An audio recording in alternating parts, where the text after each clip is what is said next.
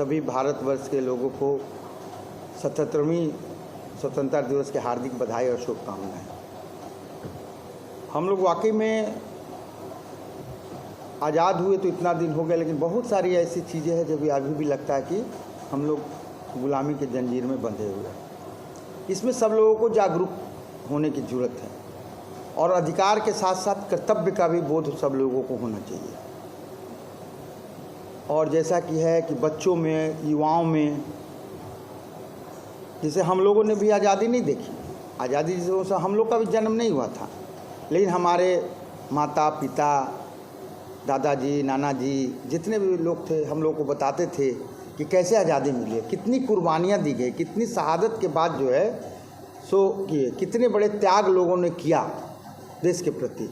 और आज उस भावना में कमी, चूँकि हम लोग का कर्तव्य बनता है कि हम लोग भी बच्चे और युवाओं में, और स्कूल में गुरु सबसे पहले ये होता है कि माँ बाप के बाद गुरु ही होता है, वो लोग बच्चे और युवाओं में ये भावना डालें कि हमको ये आज़ादी अगर मिली है बहुत मेहनत और बहुत कुर्बानियाँ शहादत के बाद मिली है, और हम लोग को कैसे इसको अक्षुण्ण बना के रखना है, अपराध मुक्त, भ्रष्टाचार मुक्त, भय मुक्त। जब भय मुक्त होगी तब तो गुलामी से मतलब है। आज भी अगर हम डर जाते हैं कहीं पर कि हमारे साथ ऐसा ना हो जाए, ये ना हो जाए, तो गुलाम की तरह ही मतलब कि जीना है। पहले तो यही तो डर लगता था ना भाई कि अगर कुछ भी करेंगे तो अंग्रेज हमें परेशान कर देंगे। तो आज भी बहुत जगह पर ऐसा माहौल है कि कुछ भी बोलने में डरता है लोग, कैसा ना बोले तो हमको किसी के साथ कोई झंझट ना हो जाए। तो ये भयमुक्त, अपराध मुक्त, भ्रष्टाचार मुक्त भारत को बनाने में हम लोगों को जागरूक होना होगा। हमको बच्चों, युवाओं के मन में ये भावना डालनी होगी कि जिस तरह से हमारे बुजुर्गों ने, हमारे बहुत पूर्वजों ने जिस तरह से शहादत दी है, कुर्बानियाँ दी हैं, क्यों दी है, आज़ादी पाने के लिए दिया है, तो हम लोग भी आज उससे थोड़ा सा भी सबक लेके अगर करें तो भारतवर्ष बहुत ही आगे बढ़ जाएगा।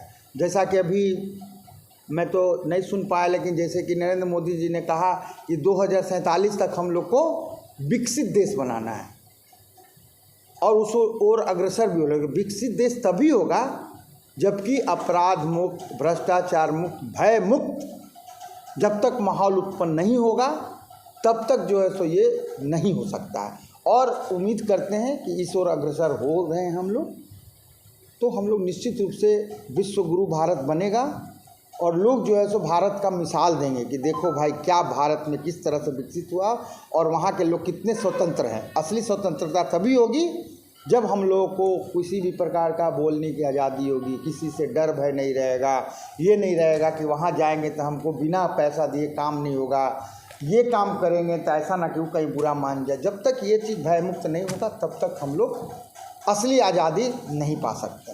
निश्चित रूप से इसमें भी कहीं ये तो ज़रूर ऐसा है क्योंकि हमारे हाथों के द्वारा बनाया हुआ कोई भी चीज़ होता है, मेहनत ज़्यादा लगता है, तो मेहनत ज़्यादा लगता है, उसमें पूंजी भी लगता है, तो उसकी कीमत भी ज़्यादा होती है। और आजकल ऐसा होता है कि चाहे चाइना से हो चाहे कहीं से हो, ऐसा बन के आता है कि जो चीज़ हम लोग 10 रुपये में बेच रहे हो 2 रुपये में बेच रहा है। तो ये सब चीज़ जो है सो तभी ख़त्म होगा जब इसको सरकार चाहेगी। सरकार अगर बाहर के चीज़ों को, विदेशी चीज़ों को यहाँ नहीं आने देगा तो निश्चित रूप से उसी को ही है। जैसे आज के दिन में देखिए दीपावली में आज धीरे धीरे बहुत भावना आई है कि आप देखे होंगे कि पहले उतना नहीं, लेकिन आजकल दीपक बहुत ज़्यादा बिकने लगा है। हर आदमी जो है सो ये सोचने लगा कि हम अपने घर में दीपक लेंगे। उसके बाद भी चाइनीज़ बॉल भी पूरा जल रहा, सब चीज़ हो रहा है। तो धीरे धीरे ये भावना। और दूसरी बात क्या है कि अगर सरकार के लेवल पर इस चीज़ को बैन किया जाए कि नहीं यहाँ पर जो है सो विदेशी चीज़ को नहीं बिकने दिया जाएगा, तो निश्चित रूप से यहाँ जितने भी स्वरोजगार करके जो भी चीज़ बना रहे हैं उसका निश्चित रूप से बढ़ोतरी होगा, सब लोगों का संपन्नता भी होगी, सब लोगों को आर्थिक रूप से भी होंगे। कि एक चीज़ तो बता दें आपको, काय शुरू से बुद्धिजीवी रहे हैं और आज़ादी में भी नाम देखिएगा, सुनिएगा तब बहुत जो है सुभाष चंद्र बोस से लेके, खुदीराम बोस से लेके, जयप्रकाश नारायण रहे, राजेंद्र प्रसाद रहे, लाल बहादुर शास्त्री रहे हैं, स्वामी विवेकानंद रहे हैं। तो हम लोग के पूर्वज एक मिसाल थे और हमेशा उन लोगों का सोच जो है हमेशा ब्रॉड माइंडेड रहते थे लोग, क्योंकि पढ़ा लिखा समाज है। पढ़ा लिखा समाज है तो निश्चित रूप से वो आगे की ओर ही सोचेगा।